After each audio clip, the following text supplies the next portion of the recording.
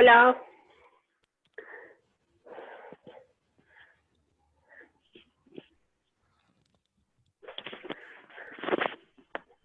Buenas. ¿Me escuchan? Ya, Hola. hola, ¿Qué más? ¿Qué estás? porque te escucho. ¿Cómo? Dime, para corregir. Es que no te veo, Marta. Tengo apagada la cámara. No, es que no te vea a ti, ¿sí? Yo sé que la única que me veo soy yo, pero me refiero a que no te veo entre mis participantes. Soy un ghost. Te- o sea, veo como Natalia cambia. No sé, ¿qué será? ¿Tú tienes el de Cloud?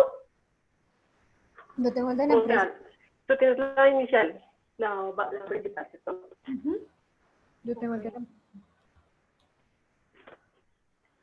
Entonces, dame un minuto. Mm,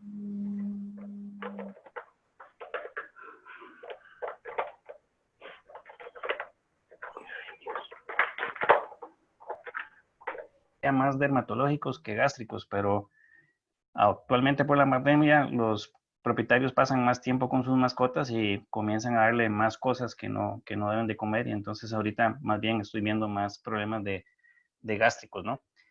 Pero si yo les preguntara de esos problemas gástricos y dermatológicos, ¿cuántos de ellos cursan con anemia?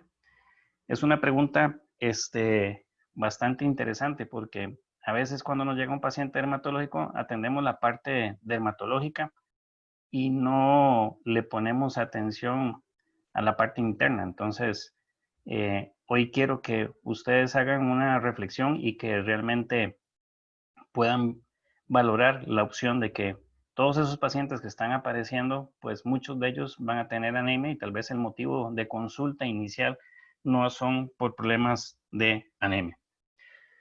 Siempre que iniciamos un curso, me gusta establecer objetivos y ojalá que al final de mañana, cuando terminemos la plática, puedan ustedes hacer una retroalimentación, a ver si cumplimos los objetivos para mejorar la charla, para enriquecer esa charla.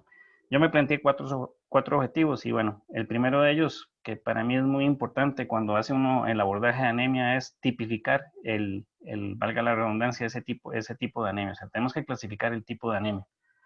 Como segundo punto, tenemos que identificar la causa que está produciendo esa anemia. El tercer punto, que es la parte que a veces nos da un poco de temor, que es la parte interpretativa, saber interpretar los exámenes de laboratorio. Y ahora también más adelante en la charla les voy a dar ciertos recordatorios que tenemos que tener presente a la hora que nos enfrentamos a la interpretación de un examen de laboratorio. Y el objetivo número 4, quiero que realmente le pierdan miedo al laboratorio, que se enamoren del laboratorio, porque realmente el laboratorio es una herramienta sumamente eficaz que necesitamos día a día en nuestras prácticas profesionales. Muy bien, si queremos definir la anemia pues la podemos definir como la disminución del volumen celular aglomerado, la concentración de hemoglobina o el recuento de eritrocitos por debajo de su valor de referencia. Eh, Estos tres grupos, tanto el hematocrito como la hemoglobina y los glóbulos rojos, guardan una relación entre sí, o sea, nos dan la misma información. Si ustedes ven, este paciente se le está haciendo una valoración de relleno, de su relleno capilar. Es un paciente por la decoloración o por la anemia, por la palidez de esas mucosas, pues cuesta mucho ver ese cambio que está apareciendo en sí. Entonces, a veces es un poco difícil en la parte clínica poder establecer los rellenos capilares, o en gatos que normalmente sus mucosas son bastante pálidas, también nos cuesta mucho poder diferenciar si ese paciente tiene o no tiene anemia. Y bueno, algo que es muy importante es comprender que la anemia no es una enfermedad. La anemia es una sintomatología clínica por la cual cursan muchas enfermedades, o muchas enfermedades nos pueden dar cuadros de anemia. Por lo tanto, no podemos concluir como un diagnóstico definitivo la causa de enfermedad de un paciente que sea anemia, sino que la anemia es consecuencia a montones de situaciones. Y eso es muy importante porque si nosotros no identificamos la causa, la etiología de esa anemia, pues vamos a fracasar en el tratamiento de ese paciente. ¿Qué cosas pueden producirnos anemia? Bueno, hay ciertas drogas como el acetaminofén, antiarrítmicos, anticonvulsionantes, cefalosporinas, que nos van a producir anemia. También al final de la gestación se nos va a dar una anemia de tipo fisiológico. Es una anemia en la cual va a ser de tipo moderada, siempre y cuando ese paciente tenga una buena salud. Va a ser más evidente en animales jóvenes o animales que sean desnutridos. ¿Qué otras cosas nos pueden producir anemia? Bueno, el uso de tranquilizantes en anestesia, el uso de la cepromacina. Esa nos va a relajar la cápsula esplénica, por lo tanto el vaso va a aumentar de tamaño y va a permitir el ingreso de mayor número de eritrocitos, con lo cual los eritrocitos circulantes van a disminuir en número. Entonces, el uso de tranquilizantes nos pueden causar una anemia que es de tipo transitoria. Y una de las cosas más comunes que nos producen anemia es la hemólisis. Recuerden que la hemólisis es destrucción de glóbulos rojos y esto se va a dar durante o después de la extracción. Y esto es un punto muy importante porque nosotros los médicos veterinarios a veces somos un poco, ¿qué le podemos decir? Groseros a la hora de sacar sangre. O sea, tal vez por la misma adrenalina al enfrentarse a un animal bravo, pues lo sujetamos fuerte, sacamos la sangre muy rápido, no tenemos el cuidado de cómo llenar los tubos. Entonces, muy frecuentemente nosotros somos los que producimos hemólisis. Y si producimos la hemólisis, vamos a tener recuentos disminuidos de eritrocitos. ¿Y cómo vamos a comprobar si realmente tenemos o provocamos hemólisis? Bueno, el volumen celular medio va a estar aumentado y la hemoglobina va a estar más elevada en comparación con el hematocrito. Vamos a tener una hemoglobina que va a tener mayor concentración con respecto a su hematocrito. Muy bien. Artefactos, otro también que cometemos con mucha frecuencia es el exceso del EDTA. Normalmente utilizamos tubos de 3 ml y ese tubo de 3 ml tiene la cantidad suficiente de EDTA para manejar ese volumen de sangre.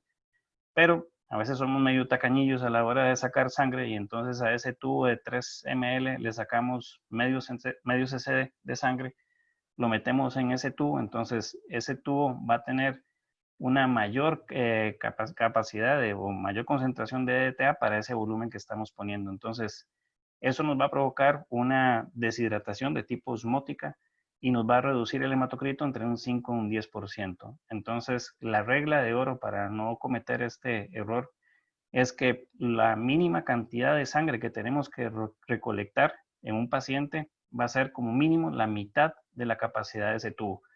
Si ese tubo tiene una capacidad de 3 ml, lo mínimo que podemos depositar en ese tubo es 1.5 ml de sangre. Entonces eso es muy importante. Por eso tal vez tenemos que utilizar tubos de volumen pequeño como los microcolect, que son de 1 ml, para tratar de no producir este efecto de deshidratación. Otra situación es cuando provocamos una dilución de eritrocitos. Eso se da sobre todo cuando tenemos un paciente en cuidados intensivos y lo sobrehidratamos y se nos olvidó sacar la muestra de sangre y después hacemos la valoración y entonces ahí vamos a encontrar que hay una dilución de eritrocitos, pero bueno, también los otros metabolitos también se van a reducir. Entonces es una forma de saber que se está produciendo esa hemodilución. Y, ¿cómo se llama? Los otros artefactos que podemos encontrar, coágulos en la sangre, cuando tenemos volúmenes pequeños de sangre, se van a formar coágulos y esto también va a secuestrar o nos va a impedir la contabilización de la cantidad exacta de eritrocitos que hay en esa muestra. Y si tenemos equipos de impedancia, estos equipos de impedancia pues pueden sufrir problemas de calibración y entonces pueden dar conteos erróneos de los glóbulos rojos. También tenemos toxinas como el zinc, agentes oxidantes, derivados del cloro, bromo, yodo, que pueden provocar anemia. Y una causa también muy corriente es la parasitaria, y el ancilostoma es uno de los parásitos más importantes en cachorros y en pacientes geriátricos. Producen cuadros anémicos bastante severos, al igual que las pulgas, y nos van a producir pérdida de sangre. Normalmente al perderse esa sangre también se va a perder el hierro con esa sangre, y son anemias que ahora vamos a ver más adelante de tipo ferropénicas, que tienen deficiencia de hierro. Hemoparásitos como hemobartulena, babesia, Ehrlichia. Recuerden que la Ehrlichia puede producir hemólisis o depresión medular. Y bueno, y una causa muy frecuente de anemia son los cachorros. Recuerden que los cachorros, por su inmadurez orgánica, ellos todavía, desde que en el momento que nacen, más o menos hasta los 8 meses, ya tienen un sistema metabólico un poquito más maduro, y entonces ya pueden comenzar a compensar y a tener superar esos cuadros de anemia. Este es un paciente, un Shih Tzu de 6 meses de edad, que llegó a la clínica para realizarle una orquiectomía. Entonces, de principio siempre hacemos exámenes para constatar cómo está el paciente, y como podemos ver, pues es una anemia muy leve con plaquetas totalmente normales. Y en la parte química lo que me interesa ver, bueno, que su función renal esté íntegra, pero sobre todo lo que me interesa ver es las proteínas, cómo están esas proteínas. Normalmente estos pacientes, si tienen una mala alimentación, van a tener una hipoproteinemia, y eso es peligroso para la parte de anestesia, porque recordemos que los anestésicos, la gran mayoría, tienen afinidad a proteínas, y si este paciente tiene bajas sus proteínas, pues mayor fracción de anestésico va a quedar libre y podemos cometer errores de sobredosificación. ¿Qué tan fácil o qué tan difícil podría ser el diagnóstico de la anemia? Bueno, yo creo que en principio debería ser muy fácil, pero a veces nos hacemos enredos mentales y nosotros mismos provocamos esa dificultad para poder llegar a un diagnóstico. Y esos enredos mentales surgen cuando no tenemos una metodología diagnóstica que tenemos que acostumbrarnos a seguirla para tratar de evitar errores a la hora del procesamiento de toda la información. ¿Y qué información es la que tenemos que procesar? Bueno, cuando hablamos de la trilogía diagnóstica, entran a escena 3 actores: uno que es nuestro propietario, otro que es nuestro paciente, y entramos nosotros como médicos veterinarios. ¿Y cuál va a ser nuestro trabajo? Bueno, nuestro trabajo va a ser interpretar el problema que plantea nuestro propietario, interpretar los signos clínicos que presenta ese paciente, y después, que es la parte más importante, es la correlación de toda esa información. Entonces, esa información va a ser sumamente valiosa, no solamente para anemia, sino para cualquier abordaje de cualquier enfermedad. Entonces, como dijimos, a la hora que vamos a plantear un diagnóstico, tenemos que tener un ordenamiento, y ese ordenamiento nos indica que tenemos que realizar una historia clínica completa, bien detallada. Conforme nosotros vamos incrementando en el tiempo nuestra práctica, pues nos volvemos un poco más maliciosos a la hora de hacer preguntas, porque a veces los propietarios pues nos esconden información, o a veces les da vergüenza decirnos la información correcta, y entonces pues hay que aprender a preguntar cosas de diferente forma para poder encontrar la verdad. Entre más preguntes, más información vas a tener, y entre más información tengas, pues más completo va a ser tu diagnóstico. El segundo punto es el examen físico. Eso es sumamente importante. Actualmente tenemos equipos maravillosos que hacen cosas maravillosas, pero nunca van a reemplazar lo que hacemos día a día. Y ese examen físico tiene que ser bien completo, y no importa si estás acostumbrado a hacerlo de la punta de la nariz a la punta del rabo, de la punta del rabo y terminas en la punta de la nariz. O sea, no importa cómo lo hagas, pero tiene que ser un examen físico, detallado, completo y sistemático. O sea, que siempre hagas lo mismo para que no olvides o no omitas información. Y una vez que tenemos esa historia clínica, ese examen físico completo, esas dos cosas nos van a sugerir o nos van a ayudar a solicitar ayudas complementarias. Y dentro de las ayudas complementarias los exámenes de laboratorio juegan un papel sumamente importante. Y bueno, el orden de los factores en biología sí afecta el producto, porque muchas veces, y son de los errores que cometemos, es que empezamos primero por los exámenes de laboratorio sin haber hecho una historia clínica, sin haber hecho un examen físico, y realmente eso nos provoca confusiones y nos provoca cometer errores.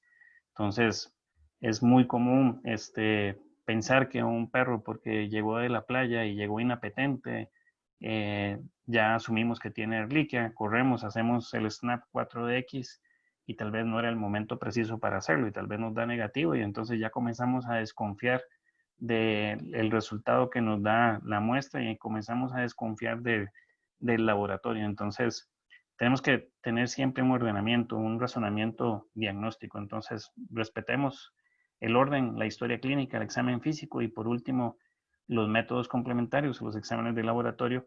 Y una vez que tengamos toda esa información, la tenemos que integrar en el caso que estamos atendiendo. Y bueno, y algo muy importante y que es bastante obvio es que todas las muestras las tenemos que recolectar previo a cualquier tratamiento. Eso es muy importante porque si no comenzamos a sesgar la información que nos da los exámenes de laboratorio. Entonces, a veces por la premura empezamos una terapia de fluidos y se nos olvidó recolectar la muestra de sangre y entonces a mitad de esa terapia de fluidos extraemos la muestra de sangre, pues entonces ya iba a haber un error, un sesgo en esa muestra. Entonces siempre acostumbrémonos a recolectar las muestras previo a cualquier tipo de tratamiento para que el resultado sea lo más exacto posible.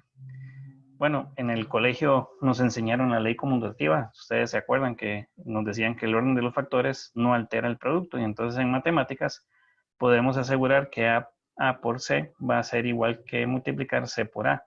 O si multiplicamos 8 por 4, pues va a ser lo mismo que multipliquemos 4 por 8. Y esto me lo enseñó un gran amigo, al cual le tengo mucha estima, que nos enseñó que la matemática es una ciencia exacta, pero la biología no es una ciencia exacta. Entonces en biología muchas veces 1 más 1 no siempre nos va a dar 2. Entonces siempre es muy importante tener ese ordenamiento diagnóstico, historia clínica, examen físico y exámenes de laboratorio. Y a lo largo de esta charla voy a ser majadero, se los voy a estar recordando porque realmente los errores más comunes que cometemos es cuando nos salimos de esa triada diagnóstica. Y para terminar de reforzar y que quede bien complementado, pues si nosotros queremos tener un diagnóstico firme, seguro, pues tiene que estar apoyado en los 3 pilares fundamentales, que sabemos que son el examen clínico, el examen físico y las pruebas de laboratorio. Y normalmente mi forma de abordaje después de que he hecho el examen clínico, el examen físico y los exámenes de laboratorio, cuando doy o intento concretar un diagnóstico, mi razonamiento me dice que al que tengo que convencer primero es a mí mismo. O sea, si yo considero que mi paciente tiene una insuficiencia renal crónica, tengo que saber que, bueno, que esa historia clínica tiene que ser compatible con una insuficiencia renal, que esa exámenes físicos que hemos hecho a ese paciente son compatibles con una insuficiencia renal y por supuesto, pues los exámenes de laboratorio me tienen que apoyar y esas 3 cosas sumadas me tienen que dar pues mi diagnóstico. Entonces es muy importante que tengamos ese ordenamiento diagnóstico para no fallar. Y bueno, dentro de esa tríada diagnóstica muy importante realizar exámenes a profundidad, así como está haciendo este colega, o sea, revisar nuestros pacientes con una muy buena profundización.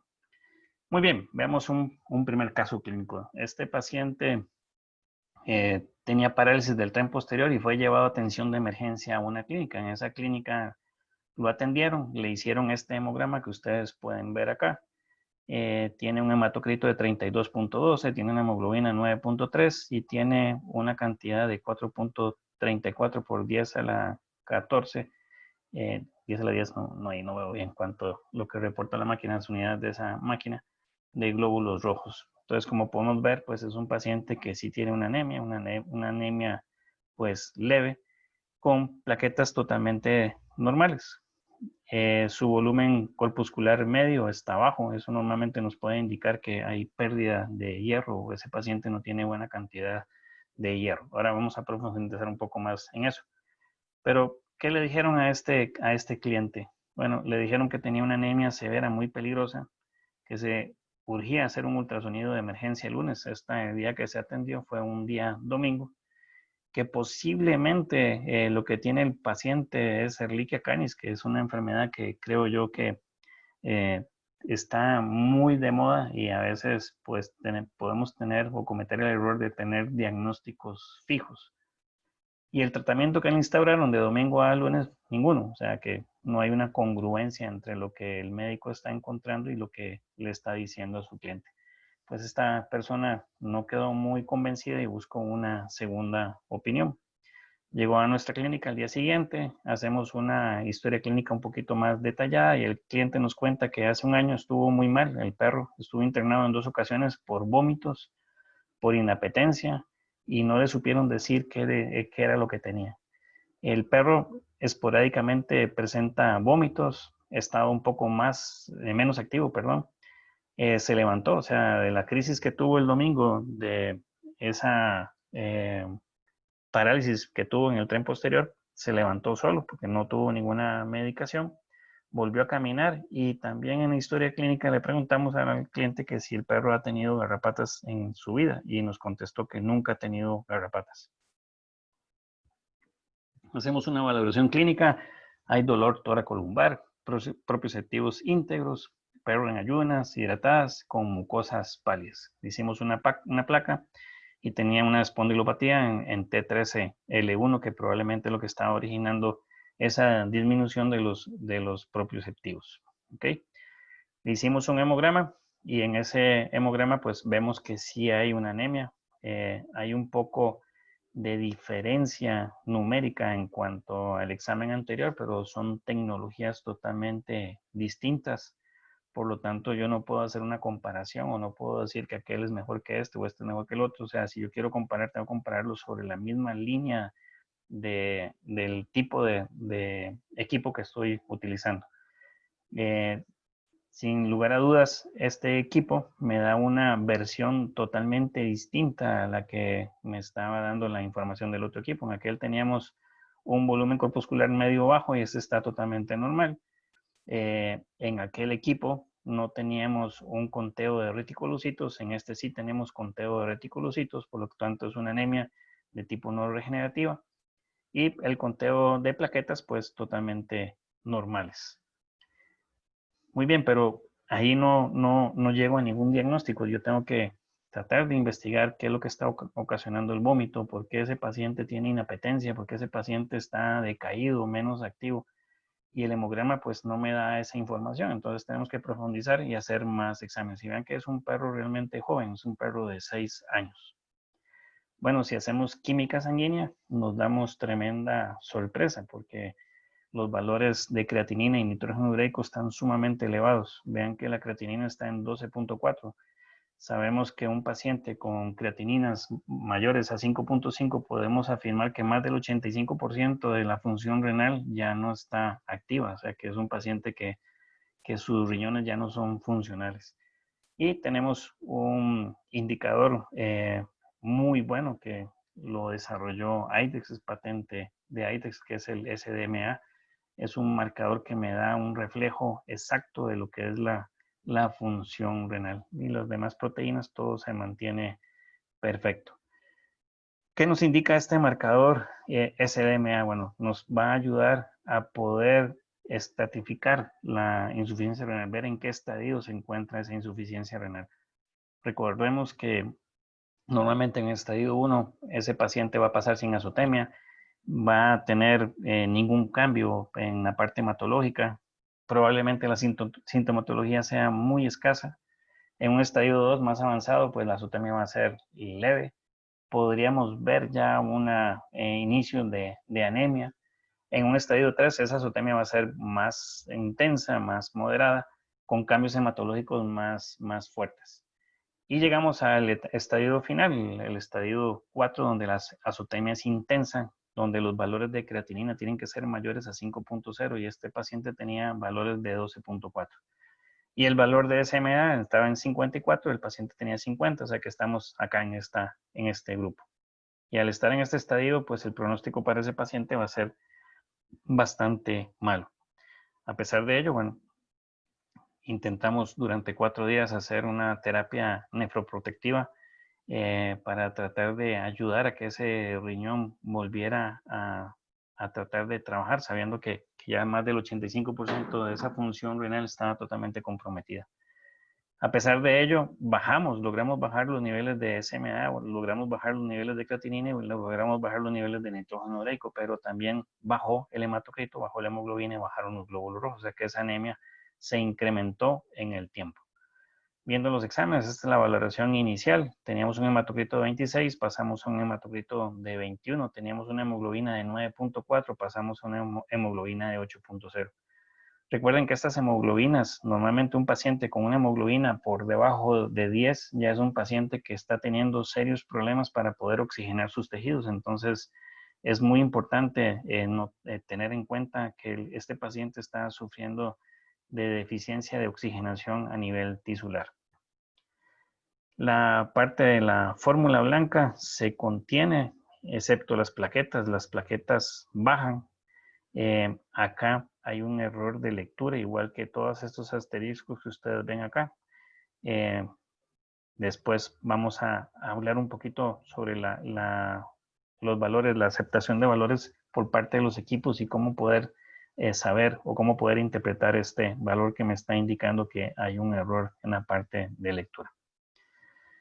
Muy bien, como vimos, inició con un 50 microgramos por decilitro de SMDA y a los 4 días ya tenía 35, pero bueno, la función renal, a pesar de que descendió un poquito, pues sigue todavía sumamente alta. Y adicionamos un electrolito que es el fósforo, que es un marcador también que nos puede indicar pues que el pronóstico para este paciente pues no iba a ser nada bueno y efectivamente así fue, ese paciente falleció un día después de este examen. Pero como ven, con un solo hemograma pues no podíamos saber absolutamente nada de lo que le estaba pasando a este paciente. Entonces realmente tenemos que ser un poquito más investigativos y yo creo que esa es la parte bonita de los análisis clínicos, o sea que tenemos que investigar qué es lo que tiene nuestro paciente. Este es un perrito, bueno, aquí pusimos Chihuahua, pero era chihuahuoide, ¿verdad? Fue recogido de la calle por una clienta de la clínica que da servicio de atención a estos tipos de animales, pasa recogiendo animales. Se lo llevó para su casa, estaba muy delgado, con pulgas, come bien, defeca suave, pelo seco y sin brillo. Y mientras buscaba una casa en adopción, pues lo puso a convivir con los otros perros que ella tenía, porque era un perro que, a pesar que era medio chihuahuoide, pues se llevaba bien con los otros perros.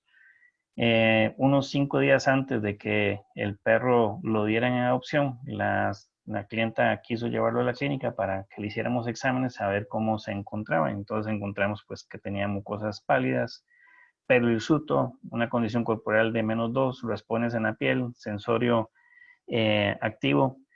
Y como les mencioné, la clienta la iba a regalar. Es una perrita aproximadamente de 1 año de edad. Podemos ver pues una anemia marginal con una buena respuesta reticulitaria. Vemos que la fórmula blanca está totalmente normal y eso es importante que graben ese dato para que vean lo que pasó después. Pues bueno, la señora lo regaló. Nosotros le pedimos, bueno, la parte de química, glucosa baja, pero una función renal normal, proteínas totales bajas y la albúmina baja, o sea que si este paciente se nos hubiera ocurrido castrarlo, pues hubiéramos tenido problemas con la parte anestésica y a veces nos jugamos ese chance, a veces metemos a sala de anestesia pacientes que vienen de la calle y sin ningún tipo de historia clínica. Es muy importante en ellos realmente hacer exámenes para poder ver el estado metabólico que tiene ese paciente. Bueno, este paciente, al tener sus proteínas bajas, eso me puede indicar de que por la inanición o por el mal cuidado que tuvo antes de que la cliente lo recogiera, pues podía tener reservas bajas de proteína o que estaba teniendo pérdida de proteína y esto normalmente por algún tipo de hemorragia, aunque no era visible. Para ello, entonces, le solicitamos un examen de heces, pero en ese momento, pues, apareció una amiga de la persona y se lo llevó para su casa. Como buen chihuahua, rápido y furioso. Ese paciente lo adoptaron y llegó a la casa de la señora de la que lo adoptó y más o menos 2 días después de haber llegado a la casa, la cliente reporta que empezó con una diarrea y entonces lo llevó a una clínica veterinaria y le efectuaron esta prueba de distemper, la cual dio positivo. Y ahora vamos a ver qué criterios tomó el colega al darle la prueba positiva. Yo normalmente no utilizo esta plataforma de kits porque son cromatografías, por lo tanto la sensibilidad y la especificidad son bastante bajas, a diferencia de una plataforma más robusta como es el SNAP, que es un ELISA de competición, donde la sensibilidad y la especificidad es bastante buena. IDEXX no tiene pruebas para distemper y hace muchos años cuando tuve el placer de ir al laboratorio en Estados Unidos, en Portland, Maine, conocí al inventor de la plataforma Snap y yo le pregunté que por qué no había una plataforma para distemper y me dijo que él todavía no tenía la sensibilidad y la especificidad suficiente para que la prueba fuera válida. Entonces, todavía no hay una prueba de distemper. Ojalá pronto se pueda desarrollar. Muy bien, este colega, con esa información que él tiene, veamos cuál fue su proceder. Esta no es la fotografía de la perra, es una fotografía ilustrativa de un paciente con lo que nosotros llamamos moquillo canino, que es muy corriente, la secreción oculonasal, estas costras alrededor de los ojos, secreción purulenta por los hollares, dificultad respiratoria y todo lo que ustedes saben de distemper. Muy bien, ¿qué realizó exámenes sanguíneos este colega? No hizo ninguno. Sintomatología clínica que tenía este paciente, únicamente diarrea. Y esta información la sé porque por el desenlace que tuvo el caso clínico, la clienta mía, que fue la que dio el perro en adopción, estuvo muy preocupada por el diagnóstico, porque recuerden que la perrita esta que se encontró vivió un mes con los perros de ella, ¿ok? Convulsiones, ninguna. Secreción ocular, ninguna. Apetito normal. Exámenes de ese no realizó ninguno. Tiempo transcurrido entre que la recogieron de la calle y la adoptaron, 1 mes y 1 semana. O sea que ese perro estuvo 1 mes entero con la cliente de la clínica, que fue la que la recogió, y 1 semana, menos de 1 semana, en el hogar nuevo. Los perros con los que convivió por 1 mes con la cliente original que rescató a la perrita, ¿han mostrado algún tipo de sintomatología? Ninguno. ¿Y cuál fue el desenlace? Le realizaron una eutanasia porque salió positiva a un kit de distemper. Entonces, a veces tomamos decisiones inapropiadas basándonos única y exclusivamente en una prueba. Aquí no se cumplió la trilogía diagnóstica, o sea, el examen físico, la historia clínica, el examen físico, y basamos nuestra elección o nuestro diagnóstico en una prueba. Entonces es muy fácil que cometamos errores. Cuando hablamos de anemia, ¿qué historia es importante que nosotros manejemos con nuestro cliente? Bueno, tenemos que preguntarle si se está tomando algún medicamento. Recuerden que ciertas sustancias o fármacos producen hemólisis, hemorragias gastrointestinales, y una de ellas pues son los corticosteroides, que a veces abusamos de ellos y entonces a veces producimos hemorragias gastrointestinales. Defecación, sangre viva, oscuras, alquinatosas. Es muy importante definir si ese sangrado es de tracto digestivo alto o tracto digestivo bajo. Si se trata de un gato, es importante hacer pruebas de inmunodeficiencia felina y leucemia felina. Esta es una enfermedad subestimada en la población de gatos y sobre todo en aquellos gatos que tienen vida libre, o sea que parte de su vida la viven fuera de la casa y parte dentro de la casa.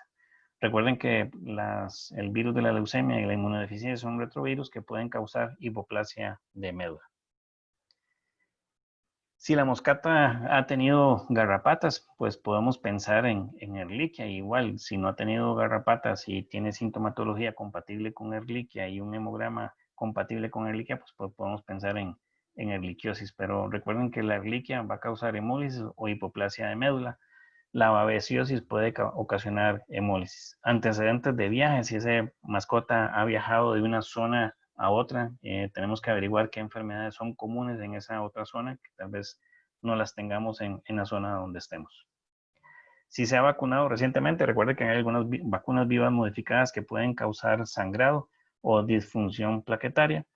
Si se han aplicado abortivos recientemente, pues hoy en día no se hacen bloqueos estrogénicos, bloqueo tubárico que se hacían con estrógenos. Antes se usaban mucho cuando no habían anticonceptivos para mascotas, pues se usaban los bloqueos tubáricos. Y al usar los estrógenos, pues podíamos producir hipoplasia medular. Muy bien, pero ¿qué otras cosas tenemos que tratar de investigar? Bueno, si ese paciente ha sufrido algún traumatismo recientemente, si ha estado expuesto a algún tóxico, si ha tenido alguna enfermedad o alguna intervención quirúrgica reciente que nos pueda dar información de que existe un sangrado activo. Sobre la alimentación, el estado nutricional de esos animales, muy importante en cachorros, muy importante en pacientes gerontes. Si ha habido inflamación crónica o cáncer, y ahora vamos a ver que una de las anemias más comunes que tienen nuestros pacientes es precisamente la anemia por inflamación crónica, y ahora vamos a saber el por qué se presenta esto. Y cualquier episodio de hematuria, de hemorragias, melenas, hematoquesis, epistaxis o hemoptisis, cualquier cosa que nos indique que ese paciente está sangrando. Dentro de los signos clínicos que podemos ver en un paciente con anemia, recuerden que pueden ser síntomas agudos o síntomas crónicos. Los más importantes o los más relevantes los puse en amarillo: membranas mucosas pálidas o ictéricas. Ictéricas cuando tenemos anemias de tipo hemolítica. Recuerden que la ictericia no es única y exclusivamente trastorno hepático, sino que también puede estar mediado o implicado las anemias de tipo hemolíticas. Letargia, equimosis o petequias, hipotermia, disnea o jadeo, taquicardia, pulso fuerte o un soplo sistólico grado 1/2. Este soplo es un soplo fisiológico. Intolerancia al ejercicio, choque precordial. Recuerden que cuando examinamos, auscultamos la pared costal izquierda, el ápice del corazón, por la cantidad menor de sangre que está circulando, forma un revoloteo dentro del corazón, y eso va a producirnos ese choque precordial que lo podemos sentir poniendo la mano sobre ese arco costal, esa turbulencia que se genera por la falta de glóbulos rojos me va a producir ese choque precordial. Pica, alteraciones en el comportamiento, signos de traumatismo, linfoadenopatía o hepatomegalia, esplenomegalia. Es muy importante porque muchas enfermedades que producen anemia nos van a producir linfoadenopatías, hepatomegalia y esplenomegalia. Entonces es importante que también cuando tengamos un paciente anémico, revisemos estos órganos porque pueden estar de alguna manera involucrados. Y también tenemos pues la pérdida de peso, la caquexia, sangre oculta en heces. Como ustedes pueden ver, pues son muchos los síntomas. Este es un gato que llegó a la clínica. Es un gato que tenía mucha dificultad en la parte respiratoria, vean los movimientos casi que son abdominales. Él tenía un tumor, un linfosarcoma mediastínico en su cavidad torácica por un problema de leucemia felina, y ese tumor, ese linfosarcoma, comenzó a producir destrucción de la sangre y este gato se puso ictérico. Cambios compensatorios que van a ocurrir, sí, van a ocurrir varios cambios. Va a haber un aumento en la frecuencia cardíaca y respiratoria. El animal va a estar jadeando como este. Incremento en el choque precordial. Ya dijimos que por esa turbulencia que se ocurre en el ventrículo del corazón, pues se incrementa ese choque precordial. Y este soplo hémico que dijimos es un soplo fisiológico, es un soplo débil en la región de la mitad de la sístole, en la región aórtica, pues vamos a escuchar un pequeño soplo que se corrige cuando corregimos el problema de la anemia. Y bueno, es muy importante que palidez de mucosas nos lo va a dar la hipoperfusión o la anemia, pero bien sabemos que la hipoperfusión y la anemia son dos cosas diferentes. Entonces, siempre en un paciente anémico tenemos que estar muy seguros de que ese paciente no está cursando con algún problema cardíaco que me esté produciendo esa hipoperfusión. Entonces, tenemos que tratar de discriminar que no haya asociado a esa anemia un problema cardíaco. Dentro de la misma sintomatología, pues tenemos varias características. Normalmente anemias leves no van a dar una sintomatología evidente y eso es muy frecuente que lo veamos. O sea, animales que llegan a nuestro consultorio para una cirugía y le hacemos exámenes. En el examen físico vimos que no tenía ninguna muestra de tener anemia. Este paciente que vieron de 6 meses orio tenía las mucosas rosaditas, buen semblante, buen peso, ha crecido pues bastante bien, pero por su condición etaria pues era normal que tuviera anemia. Entonces a veces los signos no son tan evidentes cuando son leves las anemias. Podemos observar la misma sintomatología de anemia en un paciente con shock. La única diferencia es que en shock no se va a presentar ese soplo hémico.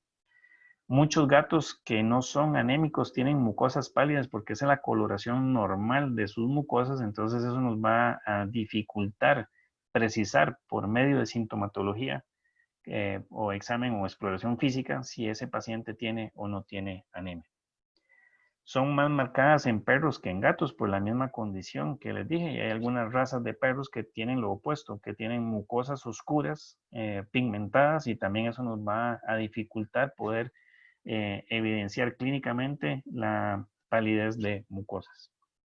Más marcada en pacientes viejos. Recuerda que en los pacientes viejitos, pues sus mecanismos de autorregulación están totalmente disminuidos, y más marcadas cuando tenemos anemias hemolíticas contra anemias de tipo hemorrágicas. Entonces, como ven, realmente la parte clínica juega un papel muy importante, pero si no tenemos más herramientas de diagnóstico, pues se nos pueden pasar, se nos puede ir un paciente con anemia. Por eso titulé la charla "La anemia, un enemigo silencioso", porque es un enemigo que está ahí, está silente. Si no lo detectamos a tiempo, pues nos va a ocasionar serios problemas en nuestros pacientes.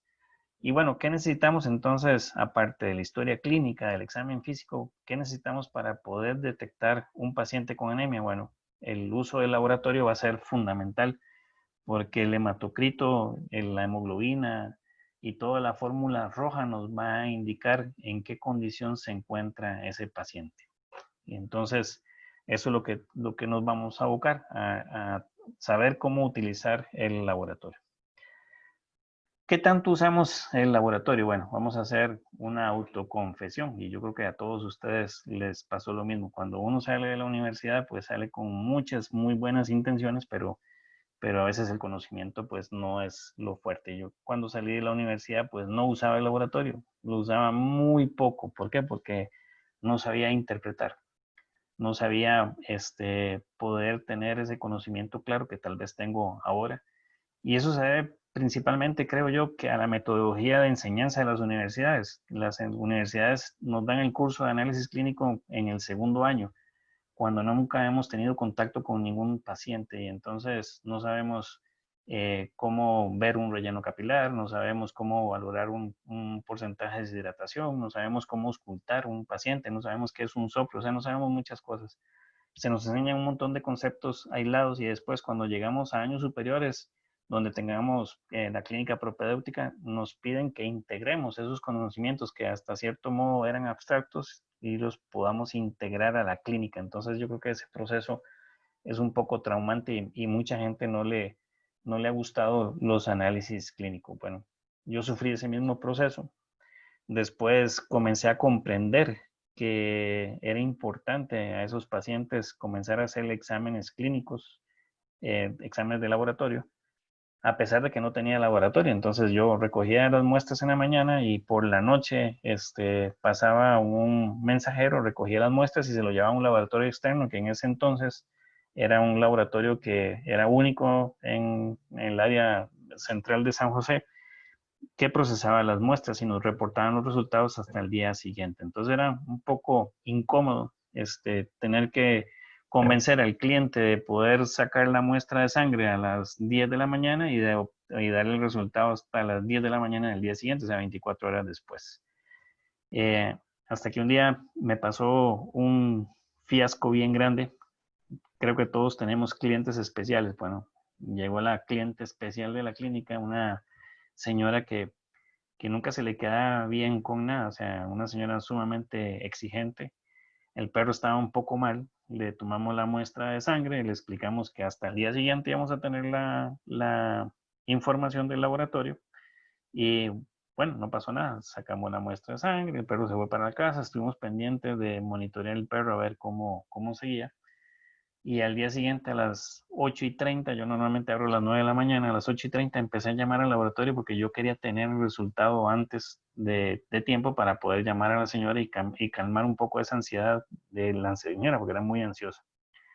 Pues comienzo a llamar al laboratorio y nadie me contesta. Como por ahí de las 9:30 me contesta el laboratorio y me va contando la doctora del laboratorio que el mensajero había tenido un accidente la noche anterior y se estrelló en una moto y todas las muestras se perdieron. Entonces, volver a llamar a la señora, aceptar todo el montón de cosas que nos dijo, volver a tomar la muestra de sangre y volver a pasar ese calvario. Entonces ahí comprendí que era muy importante tener el laboratorio en mi clínica y no depender de laboratorios externos. Entonces, cuando ya lo tuve, ya comencé a hacer un uso frecuente del laboratorio, ya comencé a estudiar. Yo creo que nunca tenemos que parar de estudiar para tratar de interpretar los exámenes de laboratorio. Y cuando me di cuenta que eso era un plus que le estaba poniendo a mi clínica, porque estaba realizando medicina en tiempo real, o sea que en la misma consulta tomaba las muestras y durante la misma consulta podía obtener los resultados y los podía discutir con mis clientes. Eso va a ocasionar que el cliente tenga más confianza en uno. ¿Por qué? Porque vamos a dar un diagnóstico, un tratamiento basado en hechos y no en especulaciones. Y entonces actualmente mi laboratorio lo uso muy frecuente. ¿Por qué? Porque me da esa oportunidad de crecer en mi práctica profesional.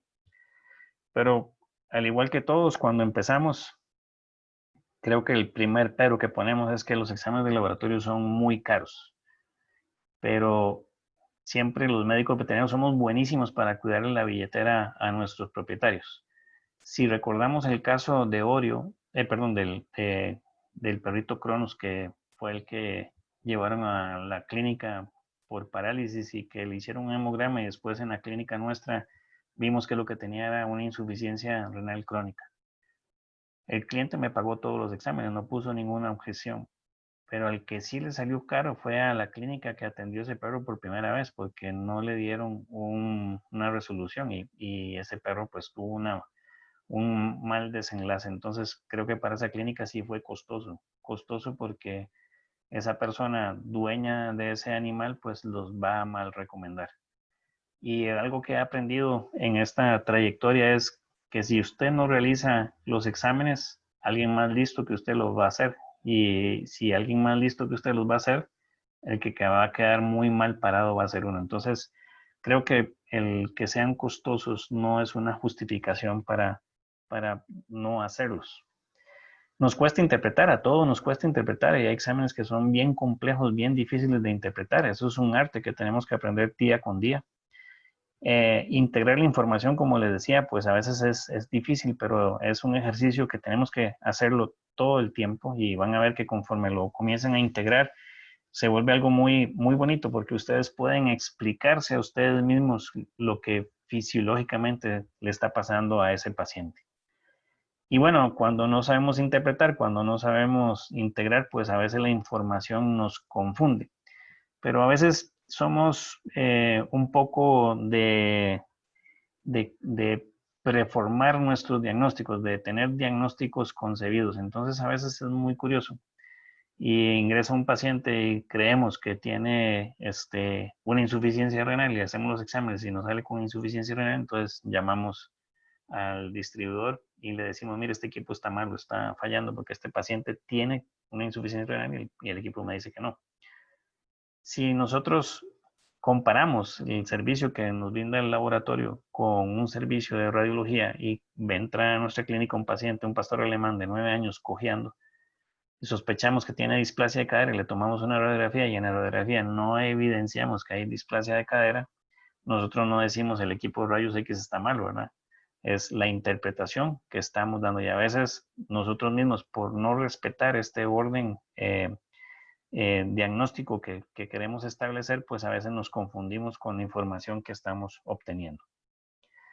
Muy bien, y otra cosa muy importante de los exámenes es la confiabilidad. A veces tenemos un examen como este que tenemos todos los valores totalmente normales, pero nuestro paciente nos dice lo opuesto.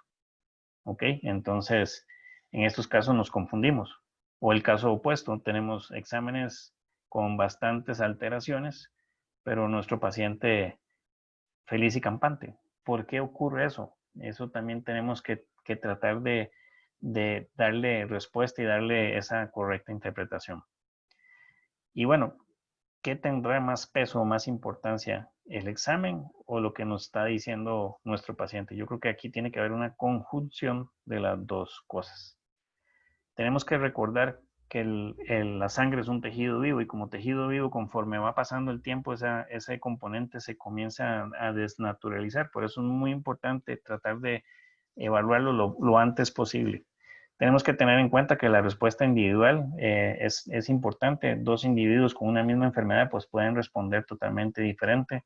El estado evolutivo de la enfermedad es sumamente importante. Nosotros normalmente no atendemos pacientes en sus fases iniciales. Normalmente nos llevan los pacientes en fases terminales. Entonces, interpretar un hemograma en una fase terminal es bastante complejo, por lo menos si no tenemos una historia evolutiva de esa enfermedad. Y los tiempos o errores de procesamiento de muestras también es sumamente importante. O sea, lo ideal, y es algo que tiene un plus el tener el laboratorio in situ en la clínica, es que podemos procesar muestras en menos de 30 minutos después de haber sido recolectadas. Y para poner ese ejemplo, un neutrófilo vive 6 horas, un basófilo y monocito viven pocas horas. Entonces, si como antes, cuando yo inicié y no tenía laboratorio, pues cuando yo mandaba esa muestra y se duraban hasta 12 horas para procesarla, pues el nivel de neutrófilos que iban a haber en esa muestra, pues iban a ser bastante bajos. ¿Cómo explicamos el estado evolutivo de la enfermedad? Bueno, es como leer un libro. Leer el libro de la historia de ese paciente. Y pongamos un ejemplo, la insuficiencia renal crónica. Ese libro de ese paciente consta de 10 páginas, y probablemente la página número 1 nos va a decir que el perro pues se siente más o menos bien, ahí camina, come, no tiene ninguna alteración importante. Si comenzamos a seguir leyendo el libro, vamos por la página 3, probablemente nos va a decir que ya comienzan a aparecer azotemias leves, que pueden comenzar a producir episodios de vómito. Si seguimos leyendo el libro y avanzamos tal vez a la página 7, encontramos que ya hay una azotemia moderada, donde ya hay cambios hematológicos bastante importantes, ya tenemos un paciente con una anemia importante. Y tal vez si leemos la página número 10, pues vamos a llegar al desenlace de la historia, donde ya estamos en un estadio 4 y ya pues poco vamos a hacer con ese paciente. Entonces, el estado evolutivo de la enfermedad es muy importante tratar de entender cuando abordamos un paciente, saber, está iniciando esa enfermedad, está terminando esa enfermedad, estamos a mitad de camino de esa enfermedad, porque dependiendo de su estado evolutivo, pues así van a ser las alteraciones que vamos a encontrar en esa muestra que estamos procesando. Consideraciones importantes que tenemos que tener, bueno, seleccionar la mejor vena para extraer la sangre, o sea, usemos vasos grandes como la yugular. En la yugular podemos extraer volúmenes de sangre fácilmente, sin dolor, y la sangre fluye fácilmente a través de la jeringa, mientras que usamos venas periféricas, pues a veces producimos hematomas, producimos ruptura de vasos, traumatizamos muchísimo la sangre. La aguja o el calibre de la aguja tiene que ser proporcional al vaso al cual vamos a extraer sangre. Si utilizamos, en el caso que les mencioné, la yugular y tratamos de sacarlo con una aguja de tuberculina, una aguja de 24G, pues estamos pasando de un vaso de alto calibre a un vaso de pequeño calibre. Entonces, con eso vamos a favorecer la formación de hemólisis. No aplicar torniquete por más de 15 segundos. Entonces, es una práctica muy común que hacemos. En lugar de tener todo nuestro material listo para hacer la extracción de sangre, hacer el torniquete en el momento que vamos a hacer la extracción. Pero a veces colocamos el torniquete y se nos olvidó el algodón, se nos olvidó sacar la jeringa, se nos olvidó sacar los tubos de recolección, pasan más de 15 segundos y ¿qué sucede? Bueno, hay una éstasis sanguínea y esos glóbulos rojos que quedan en esa éstasis sanguínea comienzan a hincharse y entonces nos van a producir una variación en el hematocrito hasta un 10 a un 15%. Ser gentil y cuidadoso a la hora de extraer la sangre, pues a veces pues nuestros pacientes no son muy colaboradores, pero tenemos que aprender a tener paciencia, a tratar de tener buenas técnicas para hacer extracciones limpias sin agredir al animal y que sean fáciles. Por eso les recomiendo utilizar la vena yugular. En gatos, la vena yugular, si se sabe agarrar bien el animal, sujetarlo bien, pues es fácil extraerlo y no vamos a hemolizar la sangre. Y bueno, como todo procedimiento, tenemos que rasurar, desinfectar. Si utilizamos alcohol para desinfección, tenemos que esperar que ese alcohol se disipe del área donde vamos a tomar la sangre, porque si inmediatamente que pasamos la turunda con alcohol, hacemos la extracción, en el bisel de la aguja vamos a tener alcohol y cuando pasen los glóbulos rojos por ahí, los vamos a hemolizar. Entonces es muy importante tratar de no hemolizar la sangre. Verter con suavidad en las paredes del tubo. Tenemos que quitar la aguja, eso es muy importante, y verter suavemente que la sangre corra por las paredes del tubo, no que salpique el tubo, porque si no también vamos a formar hemólisis. Seleccionar los tubos apropiados. Ya sabemos que el morado para hematología, el rojo y el verde para química sanguínea. Si utilizamos el rojo, tenemos que dejar unos 20-25 minutos a que haya una retracción del coágulo antes de poder centrifugar esa muestra. Y el verde sí podemos utilizarlo inmediatamente, o sea, tiene heparina, entonces podemos centrifugar y podemos procesar la muestra inmediatamente. Ok, importante, como les habíamos dicho anteriormente, como mínimo tenemos que trabajar con la mitad de la capacidad del tubo para no provocar deshidratación de la muestra, y el efecto de deshidratación de esa muestra es igual como que si el paciente estuviera deshidratado. Mezclar lentamente la muestra con el anticoagulante, por lo menos unas 10 inversiones muy lentamente. Si hacemos grosero esas inversiones o esas mezclas, vamos a hemolizar la sangre. Si no la homogenizamos, también vamos a hemolizar la sangre. Identificar la muestra para no cometer errores de identificación. Evitar cambios bruscos de temperatura y los rayos directos del sol, sobre todo si esa sangre va a ser transportada de nuestra clínica a otro lugar. Y el tiempo de oro. El tiempo de oro se establece como 30 minutos. Si nosotros hacemos el procesamiento de esa muestra de sangre durante esos 30 minutos, eso va a ser un reflejo fiel del estado hemodinámico de ese paciente. El tiempo máximo 4 horas, pero ya después de 4 horas ya esa sangre se comienza a envejecer y comienzan a haber cambios significativos de la precisión de los resultados de esos exámenes. Por lo tanto, si ustedes tienen el laboratorio en su propia clínica, pues pueden hacerlo casi que inmediatamente después de haberlo extraído. Entonces los resultados van a ser bastante fiables y confiables. Y como les dije al puro principio, pues creo que eso no lo enseñaron, pero a veces se nos olvida pues realizar la recolecta de la muestra antes de aplicar cualquier tratamiento. Muy bien, como les sigo insistiendo, historia clínica, examen físico completo, y eso nos va a dar la opción de poder solicitar al laboratorio las pruebas que nosotros queramos. Entonces el laboratorio clínico va a ser un gran aliado. Muy bien, como parte del estudio de la anemia, pues tenemos que utilizar o hacer un hemograma. En este hemograma, los hemogramas, recordemos que tenemos 3 partes. Uno que es el eritrograma, otro que es el leucograma y por último el plaquetograma. En la parte de anemias nos va a interesar lo que es el eritrograma, y entonces ahorita lo que vamos a hacer es ver los eritrogramas.